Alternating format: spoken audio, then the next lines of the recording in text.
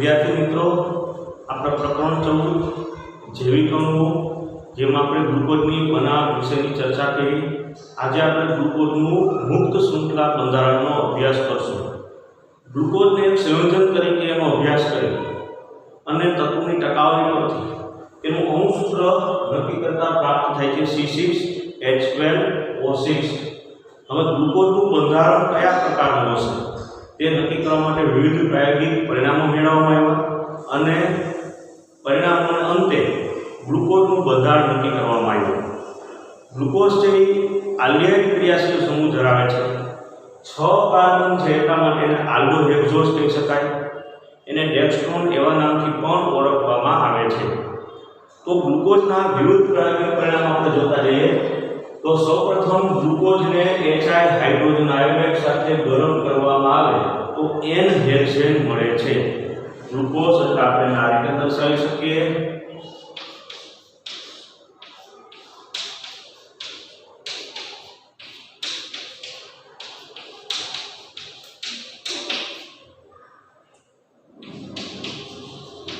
આ છે ગ્લુકોઝ, એની આપણે પ્રક્રિયા કરશું HI સાથે તો મળે છે N હેક્સેન મળે છે। N હેક્સેન આપણને પ્રાપ્ત થાય છે।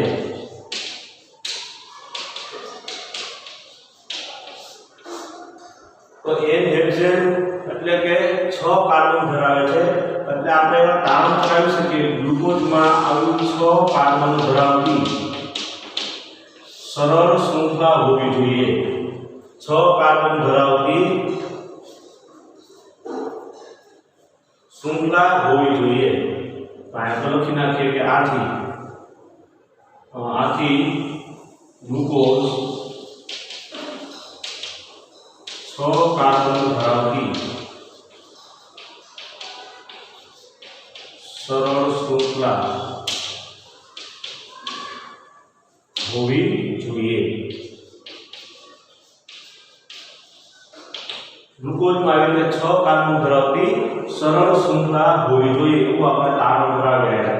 તો આ રીતે ગ્લુકોઝની HI સાથે પ્રક્રિયા કરતા N હેક્સેન મળે છે, એટલે ગ્લુકોઝમાં 6 કાર્બન હોવા જોઈએ અને સરળ શૃંખલામાં હોવા જોઈએ। ત્યારબાદ આગળ આપણે જોઈએ તો ગ્લુકોઝની પ્રક્રિયા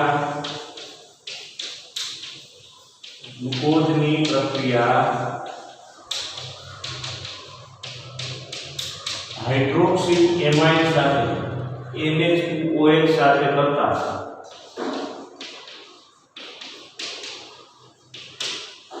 ઓક્સાઇડ મળે છે।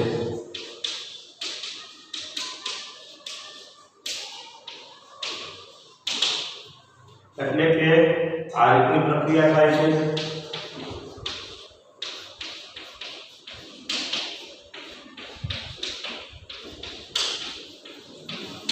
ગ્લુકોઝ એની પ્રક્રિયા આપણે NH2OH સાથે કરવાની છે તો ઓક્સાઇડ મળે છે। તો ઓક્સાઇડ એટલે આપણે જાણીએ છીએ કે અહીં આગળ ડબલ બોન્ડ દ્વારા NOH આવશે, CHOH 4 ટાઈમ અને CH2OH।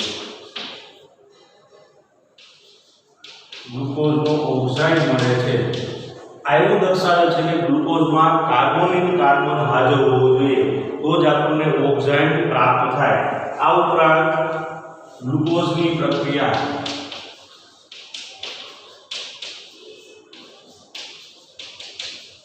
HCl સાથે કરવાથી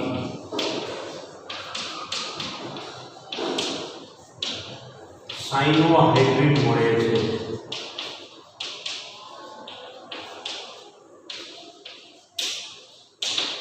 સાયનોહાઇડ્રિન મળે છે એટલે કે આ રીતનું બનશે।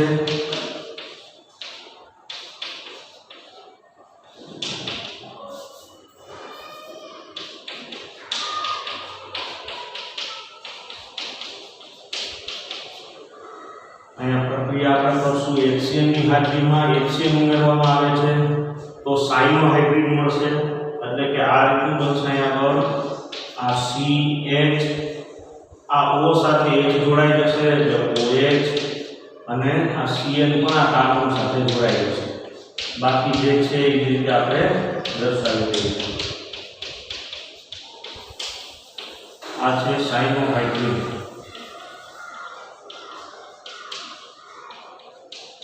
તો અહીંયા આપણે નિપજમાં સાયનોહાઇડ્રિન મળે છે જે દર્શાવે છે કે આ કાર્બન છે એ કાર્બોનિલ કાર્બન ધરાવતો હોવો જોઈએ તો જ આપણને અહીંયા સાયનોહાઇડ્રિન મળે ટૂંકમાં ગ્લુકોઝની પ્રક્રિયા હાઇડ્રોક્સિલેમાઇન અને HCl સાથે કરવામાં આવે તો કહી શકાય કે ગ્લુકોઝમાં કાર્બોનિલ કાર્બન હાજર છે અને તે આલ્ડીહાઇડ ધરાવતો હોવો જોઈએ તો કે આલ્ડીહાઇડ છે કે કેમ એ તપાસવા માટે આપણે આગળ બીજી કસોટી કરી હવે આપણે ગ્લુકોઝની પ્રક્રિયા બ્રોમિન જળ સાથે કરી જે પ્રબળ ઓક્સિડેશન કરતા છે તો ગ્લુકોઝની પ્રક્રિયા બ્રોમિન જળ સાથે કરતા આપણને ગ્લુકોઝમાં ગ્લુકોનિક એસિડ મળે છે જે દર્શાવે છે કે ગ્લુકોઝમાં આલ્ડીહાઇડ ક્રિયાશીલ સમૂહ હાજર હોવો જોઈએ એટલે કે આ રીતની પ્રક્રિયા થશે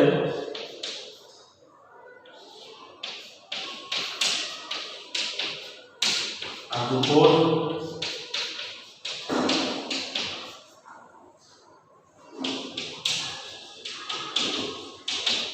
ની પ્રક્રિયા છે બ્રોમિન જળ સાથે એટલે ગ્લુકોનિક એસિડ મળશે આલ્ડીહાઇડ છે એનું ઓક્સિડેશન થઈ અને આગળ કાર્બોક્સિલિક એસિડ મળશે બાકી જે છે તે દર્શાવી દઈએ આ છે ગ્લુકોનિક એસિડ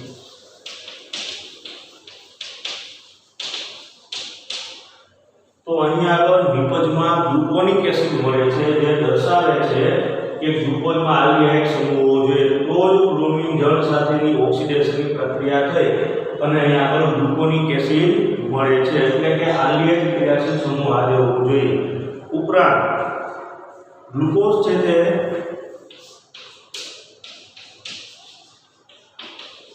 આલ્ડીહાઇડ માટેની ટોલેન્સ અને ફેલિન કસોટી પણ આપે છે ગ્લુકોઝ આલ્ડીહાઇડની માટેની ટોલેન્સ અને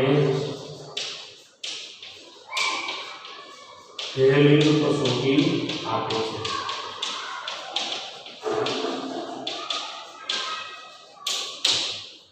ગ્લુકોઝ આલ્ડીહાઇડ માટેની ટોલેન્સ અને ફેલિન કસોટી આપે છે જે દર્શાવે છે કે ગ્લુકોઝમાં આલ્ડીહાઇડ ક્રિયાશીલ સમૂહ હાજર છે તો આપણે પહેલા પણ જોયું કે ગ્લુકોઝમાં કાર્બોનિલ કાર્બન છે અને અહીંયા સાબિત થાય છે કે ગ્લુકોઝ આલ્ડીહાઇડ ક્રિયાશીલ સમૂહ ધરાવે છે આગળની આપણે કસોટી જોઈએ તો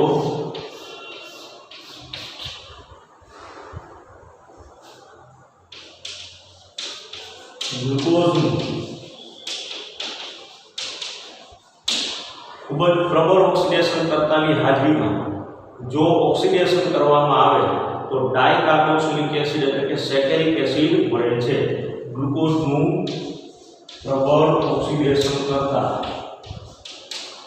દાખલા તરીકે HNO3 આપણે જાણીએ છીએ પ્રબળ ઓક્સિડેશન કરતા છે તો આવા પ્રબળ ઓક્સિડેશન કરતા વડે જો ગ્લુકોઝનું ઓક્સિડેશન કરવામાં આવે તો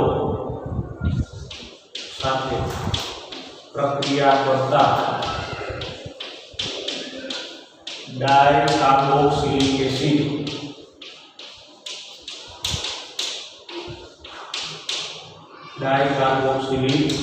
એસિડ કે જેને સેકેરિક એસિડ કહેવામાં આવે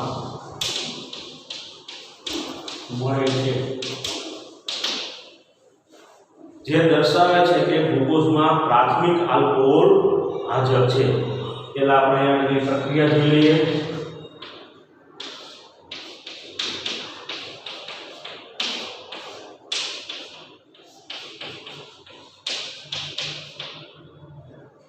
ગ્લુકોઝ આને આપણે પ્રબળ ઓક્સિડેશન કરતા સાથે પ્રક્રિયા કરીએ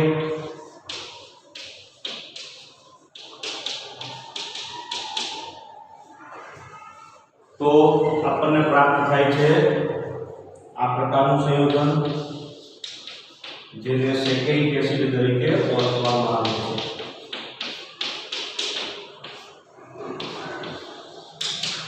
અથવા તો ડાઇકાર્બોક્સિલિક એસિડ।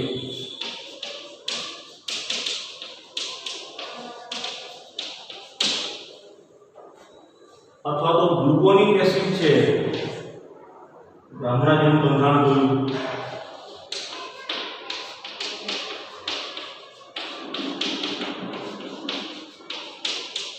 એનું ઓક્સિડેશન કરવામાં આવે તો પણ સેકેરિક એસિડ પ્રાપ્ત થાય છે, જે દર્શાવે છે કે ગ્લુકોઝમાં પ્રાથમિક આલ્કોહોલ હાજર છે, એટલે કે ગ્લુકોઝનું આ પ્રકારનું બંધારણ હોવું જોઈએ, જેમાં એક છેડે આપણે જોયું કે આલ્ડિહાઇડ ક્રિયાશીલ સમૂહ છે અને આ બીજા છેડા ઉપર અહીં આગળ પ્રાથમિક આલ્કોહોલ હાજર હોવો જોઈએ। તો અહીંયા સ્પષ્ટ થાય છે કે ગ્લુકોઝના બંધારણમાં એક છેડે આલ્ડિહાઇડ ક્રિયાશીલ સમૂહ અને બીજા છેડે પ્રાથમિક આલ્કોહોલ આવેલા છે। હવે આ બાકીના જે 4 કાર્બન છે તેની સાથે OH છે કે કેમ તેના માટે આપણે આગળની કસોટી જોઈએ।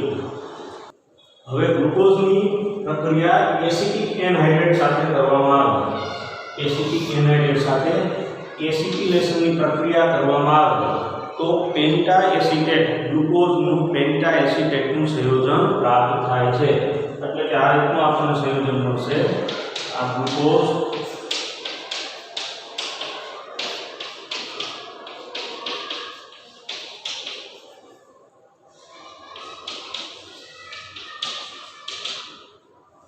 એની પ્રક્રિયા એસિટિક એનહાઇડ્રેટ સાથે કરવામાં આવે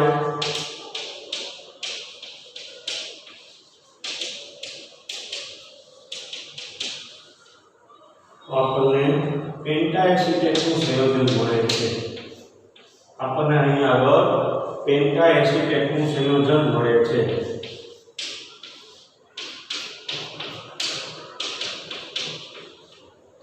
આપણે જોઈ શકીએ એસિટેટ, બરોબર, તો અહીંયા આગળ આપણે પેન્ટા એસિટેટનું સંયોજન મળશે। અહીંયા આપણે થોડું મળશે 4 ટાઈમ,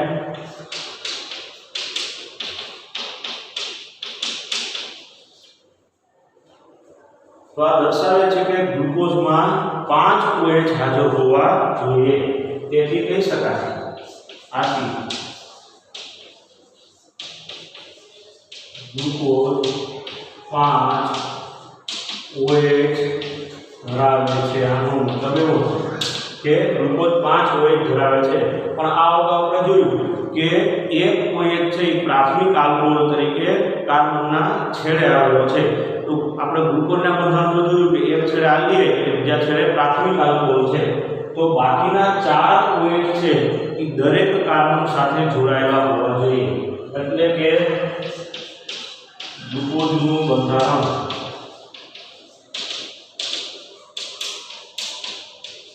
નીચે મુજબ હોવું જોઈએ।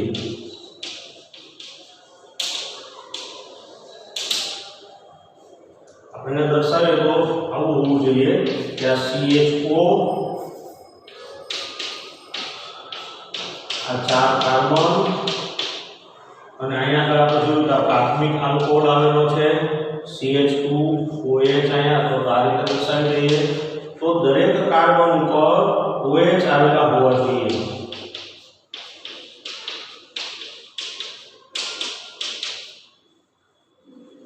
એક કાર્બન પર 2 OH હશે નહીં, એટલા માટે કે જો એક કાર્બન પર 2 OH હોય તો અસ્થાયી સંયોજન બને, જ્યારે ગ્લુકોઝ છે એ સ્થાયી સંયોજન છે, એટલે દર્શાવે છે કે દરેક કાર્બન ઉપર 1 OH હોવું જોઈએ। હવે આગળ કાર્બનની સંયોજકતા સંતોષે તો બંધારણ આપણને આ રીતે પ્રાપ્ત થશે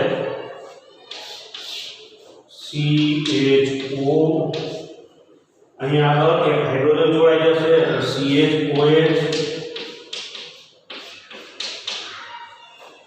4 ટાઈમ આવશે 1 2 3 અને 4 અને છેલ્લે આવશે CH2OH। તો ગ્લુકોઝનું બંધારણ આ રીતનું હોવું જોઈએ। તો આ રીતે ઘણા બધા પ્રાયોગિક પરિણામોના અંતે ગ્લુકોઝનું આપણે મુક્ત શૃંખલા બંધારણનો અભ્યાસ કર્યો। આજે આપણે આ પ્રશ્ન સુધી એટલે કે ગ્લુકોઝના મુક્ત શૃંખલા બંધારણ સુધીનો અભ્યાસ રાખશું। હવે પછીના લેક્ચરમાં આપણે ગ્લુકોઝનું અવકાશી બંધારણ વિશેની માહિતી લઈશું.